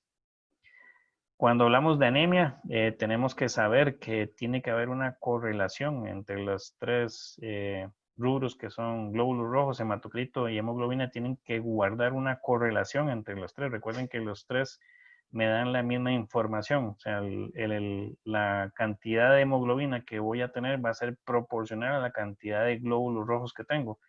Y según la cantidad de esos glóbulos rojos que tengo, el volumen celular aglomerado, que es el hematocrito, pues también va a ser proporcional. Entonces, lo que es normal es que estos valores guarden una relación entre sí. Y eso es muy importante en la parte diagnóstica, porque si tenemos glóbulos rojos acá, tenemos hematocrito acá, pero tenemos la hemoglobina acá, no hay una relación con la cual este examen me pueda decir que sea fiable. En este caso, pues sí guarda una correlación. Cuando hablamos de anemias, la gran mayoría de anemias nunca van a tener trombocitopenia. Son pocos los casos que cursan con trombocitopenia y ahora vamos a ver unos de ellos, pero normalmente la gran mayoría de anemias cursan sin ningún tipo de trombocitopenia. Y algo que realmente destaco de los equipos de IDEXX es que el equipo analiza la calidad de la muestra y nos indica a nosotros qué tan fiables son esos resultados. Entonces, cuando tenemos un examen de laboratorio donde los resultados no tienen ningún asterisco, nos está indicando que el valor es el valor real de cuantificación que hizo el equipo. Y cuando tenemos los asteriscos, pues vamos a utilizar los histogramas para saber si esa información es muy cercana a la realidad o muy lejana de la realidad. Tenemos nuestro eritograma y en este eritograma tenemos la masa de glóbulos rojos. Recuerden que si esa masa está disminuida es una anemia y si esa masa está aumentada es una policitemia. Tenemos los índices eritrocitarios que nos van a ayudar a la parte morfológica de ese paciente. Tenemos el ancho de distribución que nos va a dar la medida objetiva del tamaño de los glóbulos rojos. Y tenemos la medida objetiva de regeneración, que es la cuantificación de los reticulocitos. Vean que siempre tiene que haber una correlación entre los glóbulos rojos, el hematocrito y la hemoglobina. Muy bien, lo que les mencionaba, esto es un histograma. Este histograma lo que representa cada uno de esos puntitos es una célula de este grupo celular. En este caso, todas estas células moradas son reticulocitos, entonces cada uno de ellos va a representar un reticulocito. Entonces, cuando tenemos grupos con asterisco, tenemos que ver el histograma para ver la población. En este caso, veamos el volumen celular medio, que es esta banda de distribución o esta distribución de glóbulos rojos, pues normalmente es así. Vean que tiene una cola, un cuerpo y luego tiene el techito. Esta distribución es normal. Ese volumen celular pues corresponde a esta cantidad de lectura. Vean que es algo que está moderado. Si esta lectura estuviera acá, esta mancha debería ser, o esta banda, perdón, debería ser muchísimo más ancha. Veamos el caso de los reticulocitos. Esta nube de reticulocitos corresponde a este valor. Entonces, si yo tuviera problemas de interpretación, pues me voy a ver la nube de la población que estoy estudiando y puedo saber si está aumentada o está disminuida. Entonces, los histogramas son sumamente importantes para poder correlacionar, sobre todo cuando tengamos problemas en la parte de lectura. Y bueno, IDEXX ha invertido mucho en investigación y han avanzado en muchas cosas que a veces a uno no le enseñan y que uno va aprendiendo ahí en el camino. Por ejemplo, vemos que aquí las células de menor tamaño a mayor tamaño, pero cuando tenemos un montón de glóbulos rojos colocados en el borde superior, eso nos va a indicar que tenemos aglutinación de glóbulos rojos. Y recuerden que cuando tenemos aglutinación de glóbulos rojos, eso puede ser indicativo en el caso que tengamos una anemia de tipo hemolítica. Y si por el contrario tenemos una proyección o una aglutinación de glóbulos pequeñitos porque están en la base de ese histograma, eso nos va a indicar que son glóbulos rojos muy pequeñitos y glóbulos rojos pequeñitos pues son esferocitos. Entonces, IDEXX en sus laboratorios han procesado miles de muestras para poder llegar a estas conclusiones, que todas las células que se sitúen en el borde inferior van a ser esferocitos y todas las células que se formen en el borde superior nos está indicando que hay aglutinación de células. Muy bien, este es un paciente, es una paciente que llegó a la clínica, tiene 2 años de edad, es una náusea no castrada que fue atropellada el año pasado y llegó a nuestra clínica por una lesión en el plexo braquial del miembro derecho. Tiene una dificultad en su tren delantero derecho y llegó para servicios de fisioterapia y rehabilitación. Estamos tratando de crear mayor masa muscular para que la perrita tenga un mejor apoyo en ese miembro y que no tenga que ser amputado. Después de estar en varias sesiones de fisioterapia, pues la perra nos llega a consulta porque no ha estado defecando. Está la radiografía. Veamos cómo hay muchas heces en tránsito. Hay imagen de hilio paralítico. Tenemos una esplenomegalia. 2 vómitos pequeños. Se le dio tratamiento. La perra comenzó a evolucionar súper bien. Ese día que llegó a consulta tenía un poquito el abdomen tenso y después de que le dimos la semana, pues el tratamiento, pues la perra mejoró. Pero 2 semanas después la vieron mal y no la pudieron llevar a la clínica y la llevaron a otra clínica que les quedaba más cerca de la casa. Estos son los exámenes de esa clínica. Disculpen que estén así, pero yo no los escaneé y no se los mandaron escaneados al cliente, entonces tuvimos que tomarle una foto. Es un paciente que tiene una anemia, pero vean que tenemos asteriscos en ciertos grupos celulares, lo que me está indicando que ese valor no es real. Vean que la hemoglobina, si no tiene asterisco, esto es un valor real de la hemoglobina. Entonces, si la máquina está teniendo problemas para hacer la lectura de estos grupos celulares, la hemoglobina no tiene ese problema. Entonces, yo podría asumir que este paciente tiene hemólisis, se destruyeron una cantidad de glóbulos rojos, pero su hemoglobina está íntegra, o sea, su lectura está precisa. Vean que el volumen celular aglomerado, el volumen corpuscular medio de hemoglobina, pues no tiene lectura. Eso me puede indicar de que sí hay una hemólisis bastante fuerte. Las plaquetas están con asterisco, o sea que ese valor no es real. Para esto ocuparía el histograma de este paciente, pero no lo tienen habilitado en el equipo. Eso es un error muy grande. A veces lo deshabilitamos para ahorrar la impresión de los resultados, pero la información es muy importante. Le hicieron una serología en la cual dio negativa para gusano del corazón, Ehrlichia canis ewini, enfermedad de Lyme y anaplasma fagocítico. ¿Okay? Entonces, ¿qué le dijeron a este paciente? Bueno, le dijeron que tiene Ehrlichia canis, le dieron tratamiento con hierro, protector hepático, florfenicol, complejo B y vitamina A, D, B. ¿Okay? Entonces, están dando un criterio bajo un razonamiento muy extraño porque las pruebas dan negativas. El hemograma pues no es confirmatorio para ese tipo de enfermedad. Entonces, a veces vean cómo nos saltamos los protocolos y entonces podemos inducir errores. Y lo más triste de todo es que si le están diagnosticando un problema de Ehrlichia, pues el tratamiento que le están dando no es un tratamiento para un paciente con Ehrlichia. Entonces, hay una incongruencia entre el diagnóstico y el tratamiento.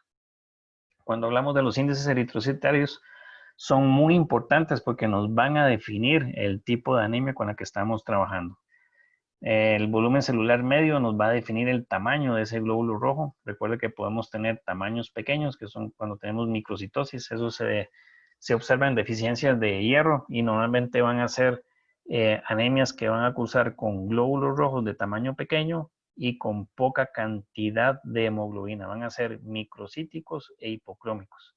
Y otra situación donde se nos da la microcitosis son en los shunt portocitémicos. Recordemos que hay ciertas razas que son normales que presenten microcitosis. Los Sherpei, los Akitas, el Shiba Inu, son razas que por sí mismas pueden presentar microcitosis y es normal para la raza. ¿Cuándo tenemos macrocitosis? Bueno, cuando tenemos una reticulocitosis, o sea, cuando tenemos mucha cantidad de población de reticulocitos, esas anemias normalmente van a ser de tamaño grande con poco contenido de hemoglobina, van a ser macrocíticas e hipocrómicas. Y otra situación de macrocitosis es cuando tenemos aglutinación de glóbulos rojos, que esto nos va a dar un falso aumento del volumen celular medio. Y la única raza que también es normal que tenga macrocitosis son los poodles. Entonces es importante que en estas razas tengamos esa discriminación para saber que en esa raza pues es normal. El contenido de hemoglobina es muy importante, el volumen corpuscular medio de hemoglobina es muy importante. Cuando tenemos un volumen corpuscular medio, se debe a reticulocitosis. Recuerden que son células inmaduras, son glóbulos rojos inmaduros que son muy grandes con poco contenido de hemoglobina, ¿ok? Y cuando tenemos pérdidas de hierro, también vamos a tener esa disminución en el volumen corpuscular medio. Entonces, vamos a tener disminución del contenido de hemoglobina en esos glóbulos rojos. Caso opuesto, cuando tenemos un aumento en la concentración de hemoglobina corpuscular media, se nos va a dar en hemólisis. Recuerden que es algo que podemos provocarlo nosotros o dependiendo de la enfermedad también se puede ver implicada. Casos de lipemia, cuerpos de Heinz, aglutinación de glóbulos rojos y leucocitosis extrema. Y en la parte de la caracterización de la respuesta regenerativa, pues tenemos los reticulocitos. Recuerden que ellos salen a circulación más o menos de 3 a 5 días después de haber ocurrido una disminución de la población de glóbulos rojos. Son células inmaduras y entre mayor cantidad de reticulocitos, más grave va a ser la anemia de tipo regenerativa. ¿Y esto por qué va a suceder? ¿De qué me sirve a mí tener glóbulos rojos inmaduros grandes con poca cantidad de hemoglobina? Recuerden que la función del glóbulo rojo es transportar hemoglobina, entonces me sirve que tengan buena cantidad de hemoglobina. Y recordar que la ausencia de reticulocitos de 3 a 4 días me va a indicar de que esa anemia es de tipo no regenerativa. ¿Ok? Acá tenemos un paciente. Igual vean que hay congruencia entre entre los índices que tenemos. Son congruentes los glóbulos rojos, el hematocrito y la hemoglobina. En este caso tiene tamaño menor, pero su contenido de hemoglobina es normal. El año pasado, si no me equivoco, IDEX nos otorgó y nos dio un regalo pues a todos los que tenemos ProCytes. Nos introdujo un nuevo índice eritrocitario que es la hemoglobina reticulitaria. ¿Y qué es la hemoglobina reticulitaria? Bueno, es una proteína que contiene hierro para el transporte de oxígeno, entonces se encuentra dentro de los eritrocitos. Debido al escaso tiempo de circulación de los eritrocitos de 3 a 4 días, es un muy buen indicador, muy sensible de las reservas de hierro por parte del eritrocito. ¿Cuándo las vamos a tener bajas? Cuando tenemos pérdida crónica de sangre, cuando tenemos enfermedad inflamatoria o cuando hay una combinación de los tres. Entonces ya tenemos un índice eritrocitario nuevo que es muy importante porque nos va a ayudar a cuantificar si ese paciente está perdiendo sangre o si hay un proceso inflamatorio. Muy bien, tenemos estos dos pacientes. Este paciente tiene una anemia. Vean que los valores son proporcionales entre sí. Su volumen celular medio es bajito. Vean que esta nube está un poquito angosta. Vean la población de reticulocitos es sumamente escasa. Entonces sí coincide el resultado con lo que nos está dando el histograma. Y tenemos este otro que tiene una anemia. Vean que los valores son muy coincidentes entre sí. Vean el volumen celular medio, o sea, este es más alto que este, por eso la nube es un poquito más ancha. Y vean la cuantificación de glóbulos rojos, o sea que hay una muy buena cantidad de glóbulos rojos, de eritrocitos. Si yo preguntara, ¿cuál de esos pacientes está más grave? Probablemente tal vez caeríamos en la tentación de pensar de que como este tiene más células reticulitarias que este está más grave que este, porque este no tiene una buena respuesta reticulitaria.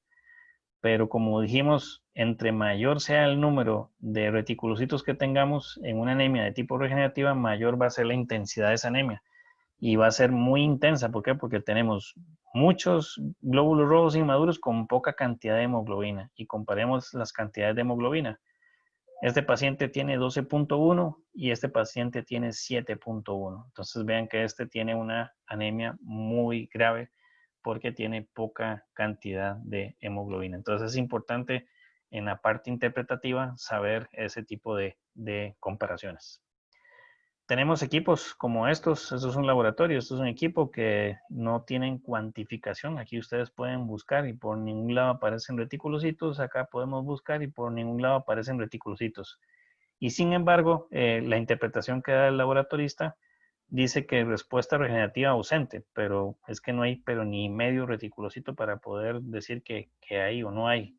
Dice que es una anemia de tipo no regenerativa y el grado de anemia es moderada, o sea, se está basando en el valor del hematocrito, pero si este paciente estuviera deshidratado, este valor estaría falsamente incrementado. Entonces es muy peligroso, sin conocer la historia clínica o el examen físico, poder dar una interpretación sobre la intensidad que tiene este paciente.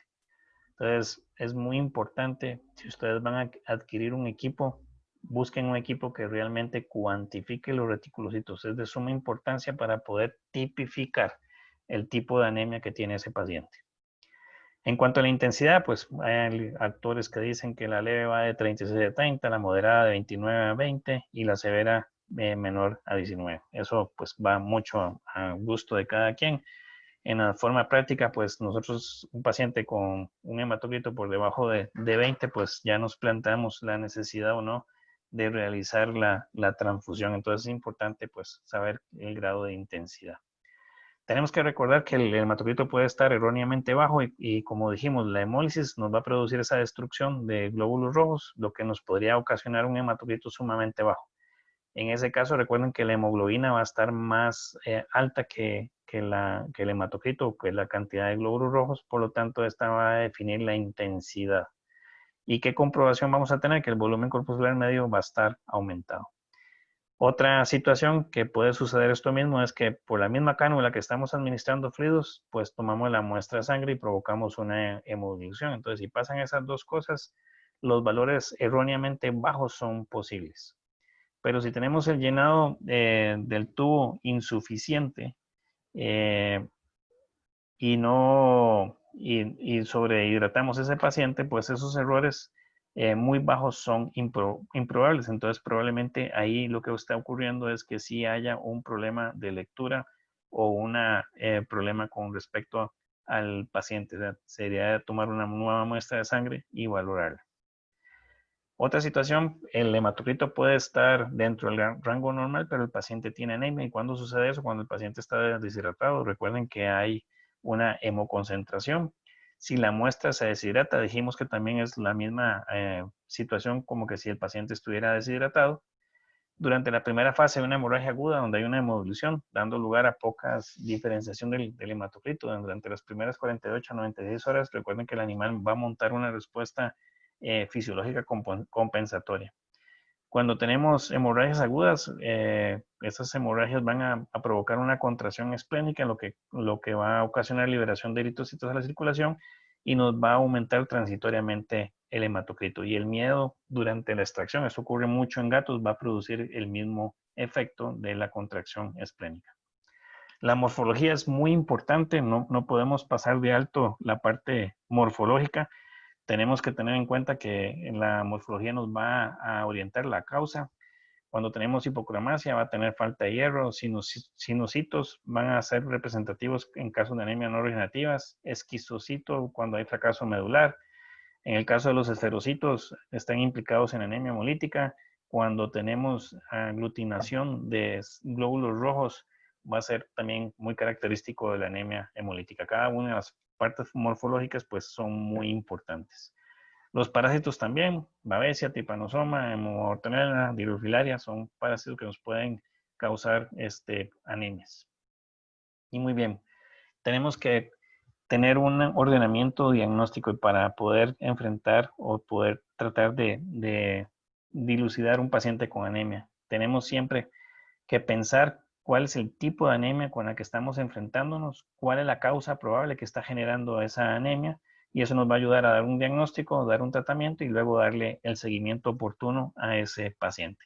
Dentro de los tipos de anemia, el doctor Guillermo Couto me permitió reproducir este material que él elaboró y yo le hice unas agregaciones, pero el doctor Couto hace una clasificación un tanto diferente como nos las han enseñado, es más práctica y me gusta mucho. Él divide pues las anemias en dos grandes grupos, la regenerativa que normalmente va a presentarse en situaciones de tipo aguda y la no regenerativa que normalmente se va a presentar en situaciones de tipo crónica. Hablamos de una anemia regenerativa cuando el índice reticulitario es mayor a 2.5 y cuando hablamos de una anemia no regenerativa es cuando ese índice reticulitario es más bajo de 2.5. Y tenemos un tercer grupo que son las semi-regenerativas. Empiezan con una muy buena regeneración, pero después ya no tienen capacidad de regeneración. ¿Qué características tienen las regenerativas? Bueno, son macrocíticas, hipocrómicas. Tenemos dos representantes, las hemorragias y las hemólisis.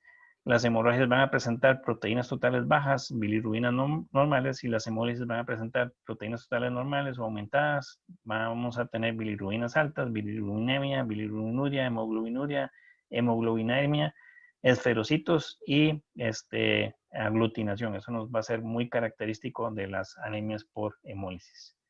Mientras que las semiregenerativas van a ser microcíticas hipocrómicas y vamos a tener un grupo muy especial que son las anemias de tipo ferropénicas. Dos representantes en este grupo, tumores gastrointestinales y en cachorros como en pacientes adultos, parásitos gastrointestinales y pulgas. Y dentro de esos parásitos, uno que hace destrozos en nuestros pacientes es el ancilostoma. Normalmente los reticulocitos comienzan a tener una fuerte respuesta regenerativa 2 a 3 días, pero ya el quinto día decae esa respuesta regenerativa. Por eso el doctor Couto las denomina como semi-regenerativas. Al disminuir el hierro sérico va a producirnos un feedback positivo en el cual vamos a tener un paciente que va a presentar una trombocitosis. Y en la parte no regenerativas, como son crónicas, hay cambios compensatorios en ese paciente. Normalmente son normocrómicas, normocíticas. Y acá tenemos un sinnúmero de tipos de anemia. La anemia por inflamación crónica, la insuficiencia renal crónica, la patología medular, la endocrina, que es poco frecuente. Tenemos que tener presente que tanto la patología medular como la hemólisis son de presentación subaguda, o sea, son que nos pueden decir que ayer el perro estaba perfecto y hoy está mal, y sí tenemos que creerle a nuestros clientes. Y la más corriente son las anemias de inflamación crónica. Recuerden que los procesos inflamatorios sostenidos en el tiempo, así como las neoplasias, pueden causar secuestro de hierro dentro de las células fagocíticas de la médula ósea y por lo tanto no va a estar disponible para los precursores eritroides. De esta manera, la eritropoyesis no va a poder tener su efecto normal. Entonces, esta es la anemia más común, que es la que presentan nuestros pacientes. Causas o mecanismos que producen anemia. Bueno, ya sabemos que la pérdida de sangre, las anemias de tipo hemorrágica, el incremento en la destrucción, las anemias de tipo hemolítica, la disminución en la producción de la serie roja a las anemias hipoplásicas. Y si afecta tanto a la serie roja como a la serie blanca, va a ser las anemias de tipo aplásico. ¿Cómo podemos caracterizar estos mecanismos de anemia? Bueno, cuando tenemos pérdida de sangre, vamos a tener paciente anémico con proteínas totales disminuidas y su función renal normal. Cuando tenemos una anemia por destrucción, vamos a tener el paciente con anemia, proteínas totales normales o aumentadas y la función renal normal. Y cuando tenemos una falta de producción, vamos a tener el paciente anémico con proteínas totales normales y función renal alterada. Muy bien, si yo les pongo este hemograma y les digo, denme el tipo de anemia, la intensidad y la causa, pues con esta sola información, sin la historia clínica y el examen físico, pues va a ser muy difícil. Tenemos un paciente anémico, con sus valores de índices eritrocitarios normales, salvo que tiene un poquito de hemólisis. Tiene una pobre respuesta reticulitaria, entonces dentro del tipo de anemia sí podría decir, sin equivocarme, una anemia de tipo no regenerativa.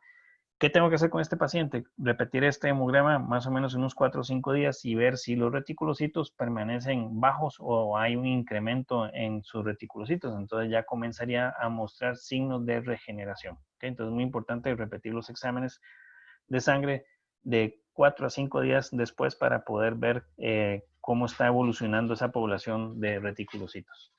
Pero en cuanto a la intensidad y a la causa de esa anemia, pues con el hemograma solo me quedo corto porque no sé si este paciente está deshidratado, si recibió terapia de fluidos o no, entonces ahí no podré dar mayor información. Pero si le agregamos historia clínica, paciente geriátrico con vómito frecuente, toma mucha agua pero no la retiene, orina mucho, casi no quiere comer, ya sabemos que es un paciente muy probablemente está deshidratado. Y en el examen físico, paciente con un 5% de deshidratación, una condición corporal de -2 y halitosis, mucosas pálidas, vean que es bastante palidez en ese animal, pelo opaco, relleno capilar más de 3 segundos, está aumentado su relleno capilar, golpe precordial de 2 cruces. Es un paciente que tiene manifestaciones clínicas de tener una anemia severa. Entonces, por lo tanto, si consideraba que esta anemia era moderada, con esta historia clínica y este examen físico, ya sé que es una anemia de tipo intensa.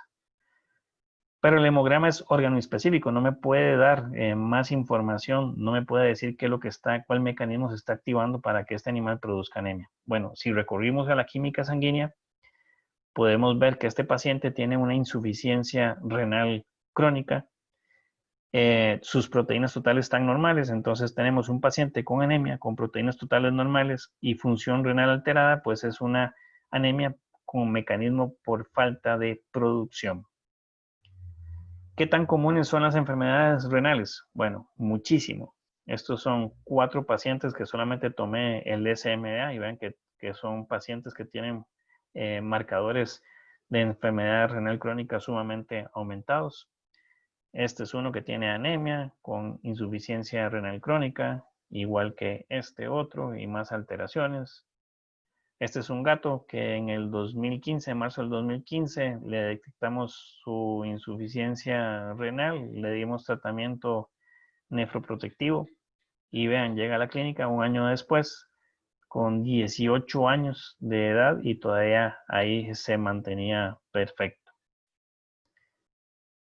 Estas son las estadísticas o la trazabilidad de ese gato que ustedes vieron. Este es los hemogramas con la partida inicial. Vean que tanto el hematocrito como la hemoglobina se mantuvieron normales, pero lo que sí comienza a cambiar un poco es en el nivel de reticulocitos y de la hemoglobina. Es que ahí no veo bien porque está el rotulito de los participantes.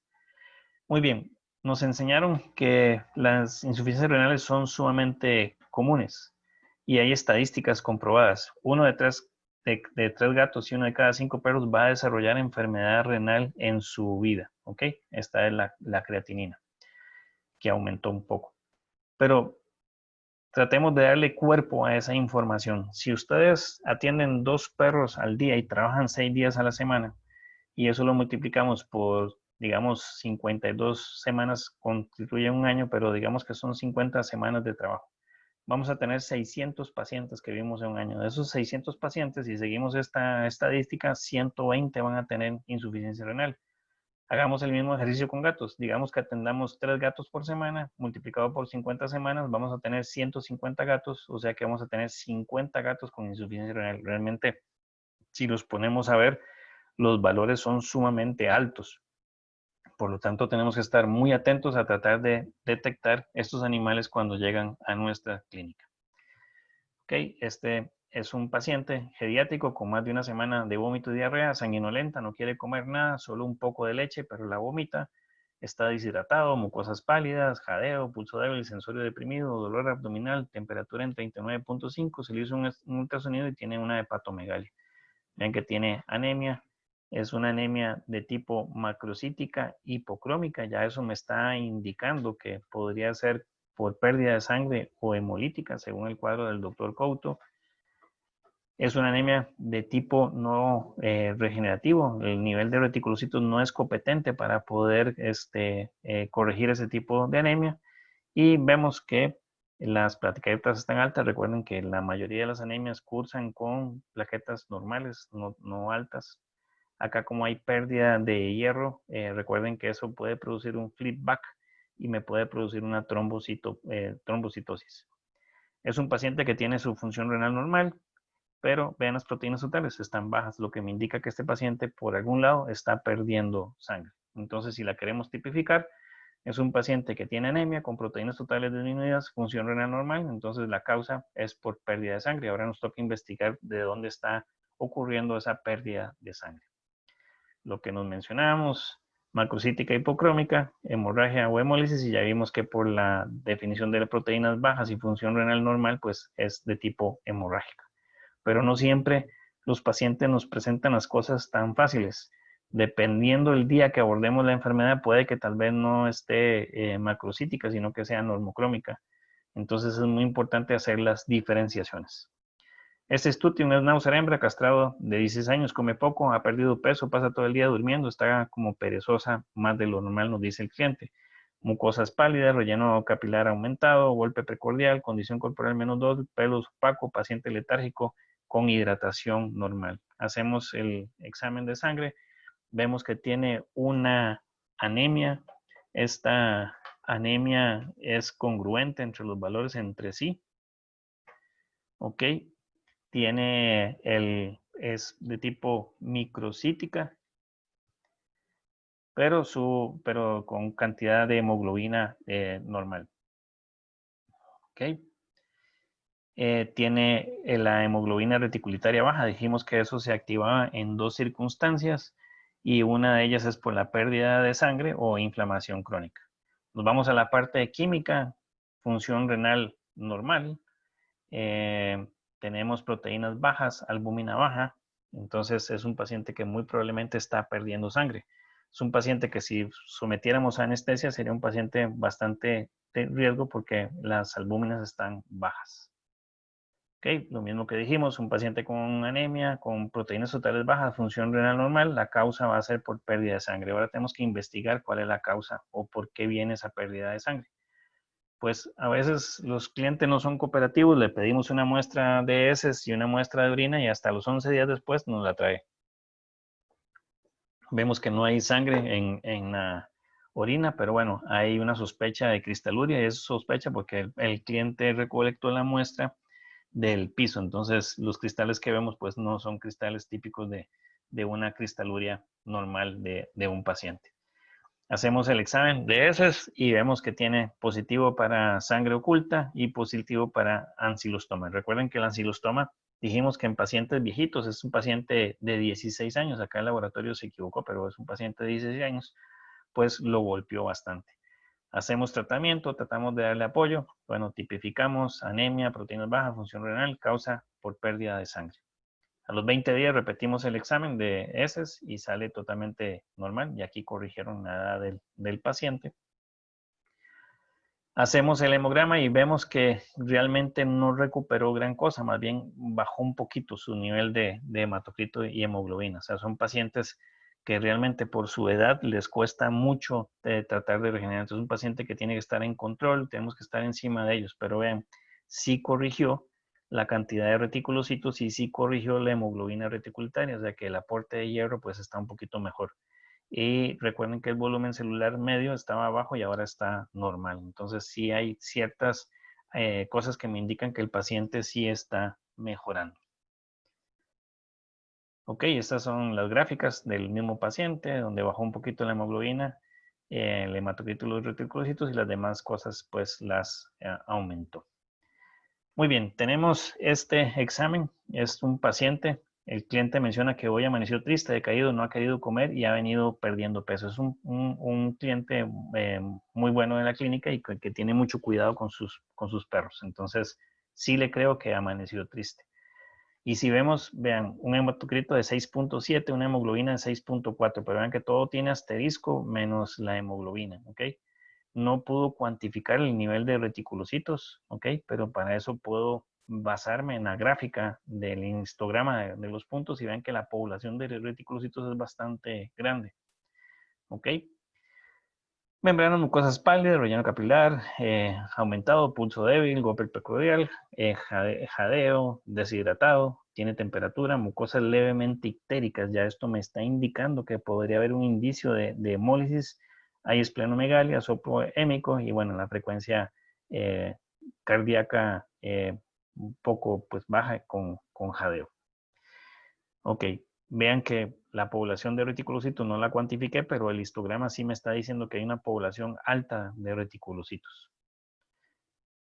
Ok, y las plaquetas están bajas y vean que no tiene signo de asterisco, o sea que este valor es normal. Y esto es muy extraño porque dijimos que la mayoría de los pacientes no tienen que tener plaquetas bajas.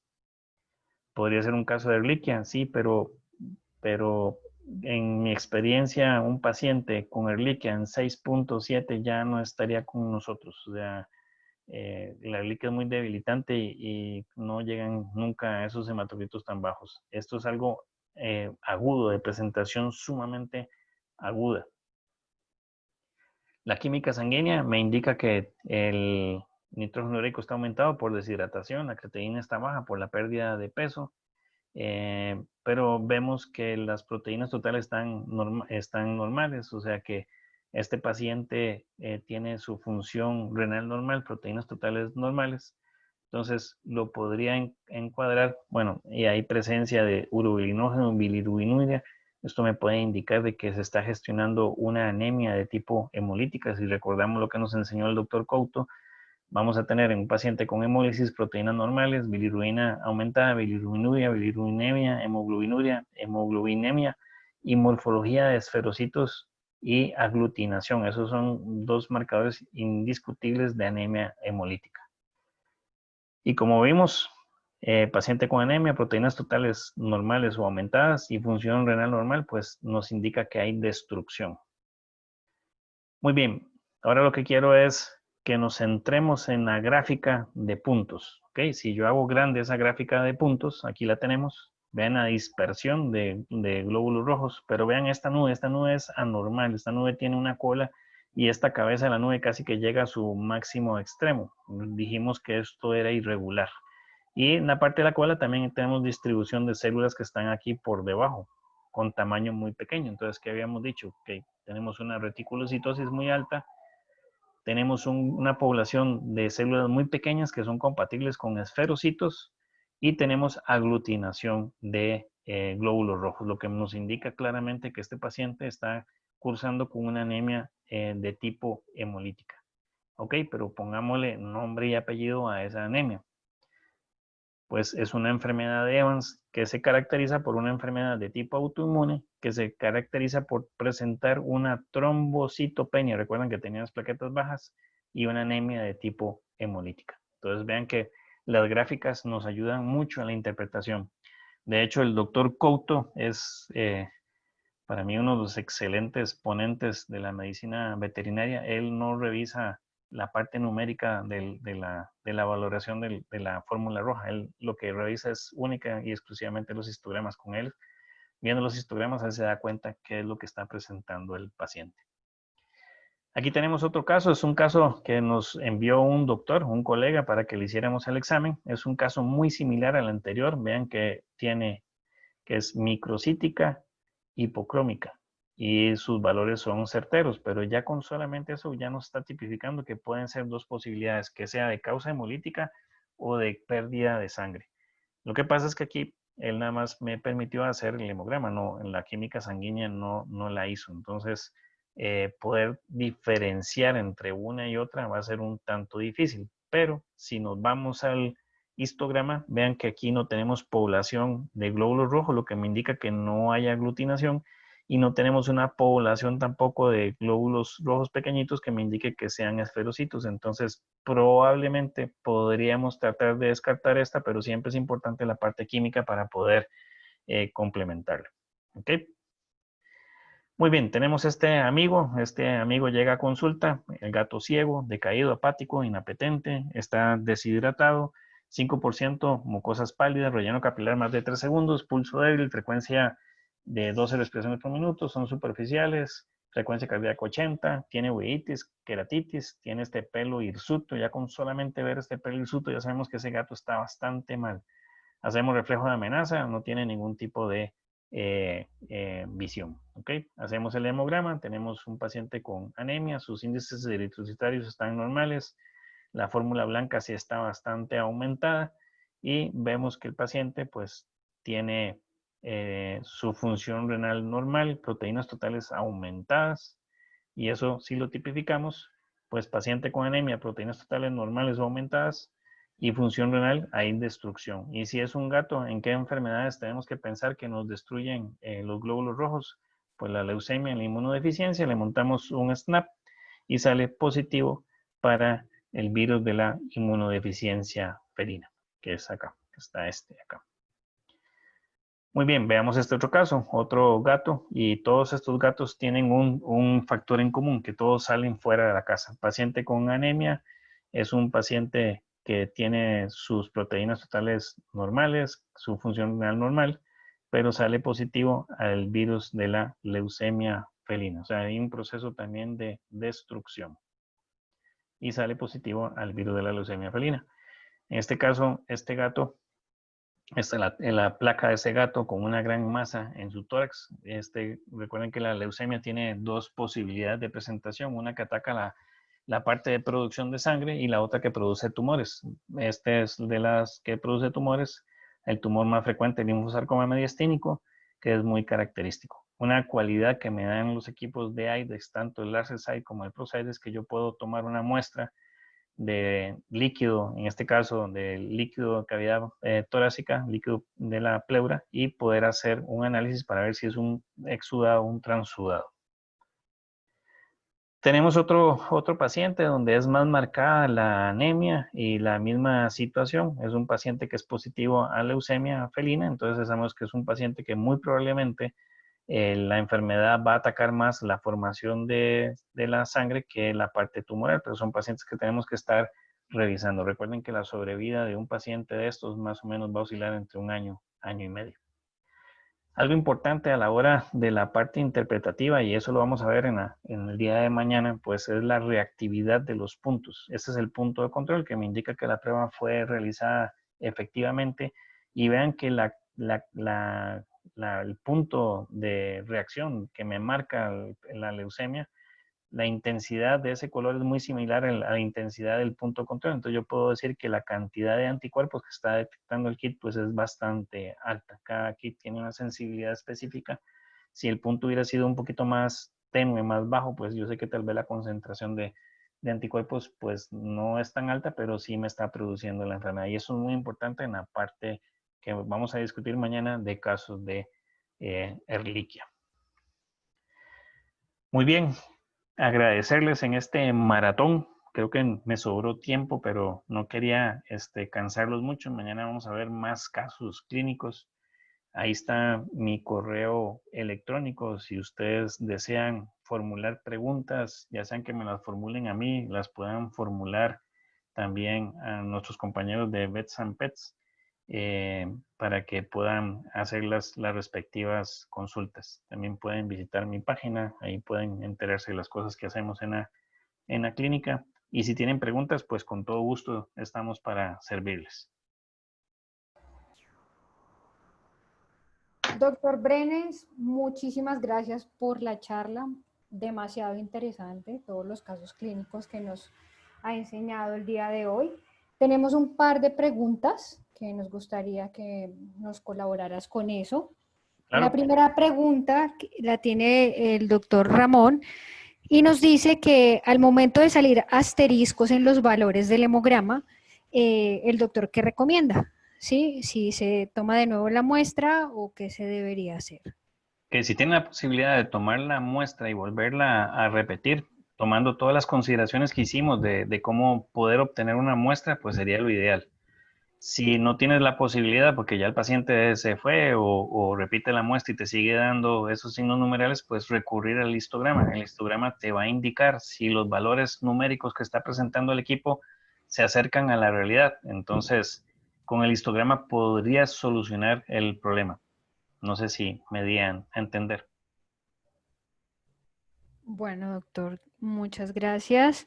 La siguiente pregunta es, el diagnóstico final del paciente es Schnauzer de 2 años que fue atropellado. Creo que al doctor Ramón no le quedó claro el diagnóstico final. Ese paciente, a mí tampoco, porque el colega le diagnosticó un caso de Ehrlichia a sabiendas de que él corrió una prueba de SNAP 4DX y le dio negativa. Y el hemograma no era un hemograma, tenía muchos errores de lectura. Esos errores de lectura pueden ser provocados por uno mismo a la hora de procesar la muestra o que la muestra en sí, el paciente tenga alguna enfermedad de fondo que altere la calidad de esa sangre, como por ejemplo una insuficiencia renal de etapa 4, va a haber mucha fragilidad capilar, entonces esas muestras pues van a ser bastante difíciles para que el equipo las pueda valorar de una forma bastante adecuada, pero ese paciente yo no fui el que hice el diagnóstico, o sea, el que hizo el diagnóstico fue en la clínica donde lo llevaron y lo que más me causó intriga es que diagnosticaron un paciente con Ehrlichia y le dieron un tratamiento que no tiene nada que ver con Ehrlichia, entonces no hay una fundamentación diagnóstica ni hay una congruencia entre el diagnóstico y el tratamiento, entonces eso es un error pues sumamente grave. Vale, doctor, muchas gracias. Tenemos una pregunta del doctor Gustavo Enrique que nos dice de un caso personal de él. El paciente cursaba con anemia severa, bajó todos los parámetros, hematocrito, hemoglobina, inclusive granulocitos. Dice que las plaquetas estaban muy elevadas, que lo trató con una transfusión y mejoró, pero que a pesar del proceso fisiológico, las plaquetas nunca bajaron. Las plaquetas nunca bajaron. Sí. Ok, ahí es muy importante en la parte de anemias, una herramienta indispensable que tenemos es la morfología celular. O sea, la morfología celular, si nos acostumbramos a hacer frotis sanguíneos y si no tenemos la destreza para hacer frotis sanguíneos, lo importante pues es enviar una muestra a un laboratorio donde sí lo hagan para que nos ayuden. Pero la morfología celular nos va a ayudar a determinar la causa. O sea, hay muchas formas celulares que nos implican la causa. Entonces habría que ver si hay un fracaso medular donde ese paciente ya no está respondiendo, esa médula no tiene la capacidad de producir sangre. Recuerden que el riñón es el encargado de dar la liberación de la eritropoyetina para producir glóbulos rojos, pero también el riñón es el encargado de producir tromboplastina, que es la otra hormona precursora de plaquetas. Habría que ver cómo estaría la función renal de ese paciente, si no estaba cursando con algún problema renal que también involucrara que no tuviera esa médula, el flipback que necesita para la producción de plaquetas. Y si no hizo el frotis sanguíneo, pues yo le recomendaría que para futuros casos sí lo hiciera, porque ahí se puede dar cuenta de mucha información que a veces se nos escapa. Ok, doctor, muchas gracias. Dice el doctor Ronald que cuál es el tratamiento más indicado en una anemia regenerativa. En una anemia regenerativa, bueno, primero tenemos que saber la causa que está produciendo esa anemia de tipo regenerativa, pero normalmente eh, yo soy un tanto conservador. Si el paciente yo logro otorgarle la materia prima para que él mismo pueda comenzar a corregir, y mañana vamos a ver un caso de eso, es un paciente que llega en una condición de extrema caquexia con niveles de hemoglobina y glóbulos rojos muy bajos, ya merita una transfusión de sangre, pero tiene una leve respuesta reticulitaria. Entonces, esa respuesta reticulitaria me indica que esa anemia todavía puede ser competente para poder resolver el problema. Entonces, ¿qué es lo que hago? Le ayudo con cosas que pueda aportar hierro, un hierro que sea ojalá de tipo natural, que sea fácil de asimilar, corregir dietas. Las dietas son muy importantes. Tenemos que poner a comer esos animales con dietas que sean ricas en proteína, que tengan una buena fuente de hierro, un hierro que sea muy asimilable por parte del animal. Y dependiendo de la severidad, pues a veces tenemos que utilizar fármacos, incluso hasta eritropoyetina para tratar de hacer la estimulación, pero va a depender mucho de la causa que me esté originando esa anemia. Bueno, muchas gracias, doctor. Esperamos que haya quedado resuelta la duda del doctor. La siguiente pregunta, vamos a hacer un par de preguntas más por tema de tiempo. Ya mañana nos dará más tiempo la sesión para hacer el resto de preguntas. La siguiente es, en anemias regenerativas y hemorrágicas, ¿siempre hay proteínas disminuidas? Ok, la condición para poder establecer que haya una causa de tipo hemorrágica, las proteínas siempre van a estar disminuidas. En el caso de causas de tipo hemolítico o de destrucción, las proteínas totales van a estar aumentadas. ¿Por qué ocurre esto? Pensemos, me corto mi brazo, comienzo a perder sangre y con esa sangre que sale de mi cuerpo están saliendo proteínas. Entonces esas proteínas van a bajar considerablemente. En el caso de que más bien la enfermedad me comience a destruir a mí la sangre, las proteínas no van a abandonar mi cuerpo, entonces las proteínas van a estar en normales o aumentadas. Eso es la diferencia entre el mecanismo de destrucción y en el caso de pérdida de sangre. Ok, gracias, doctor. Y la última pregunta la hace la doctora Priscila. Nos dice que ¿cuándo se recomienda hacer el control después de una anemia severa y que se haya realizado un tratamiento de transfusión sanguínea? Y si a ese paciente es necesario tratarlo con eritropoyetina eh, en algún momento. Que normalmente una anemia severa, yo estoy repitiendo ese hemograma 24 horas después de que ese paciente ingresó a la clínica. ¿Por qué 24 horas después o antes de tiempo? Porque yo necesito saber si lo que hice lo hice bien. En el caso de una transfusión, yo hago una valoración inicial de mi paciente antes de la transfusión y después de la transfusión para saber si llegué a mi objetivo meta del incremento de ese hematocrito.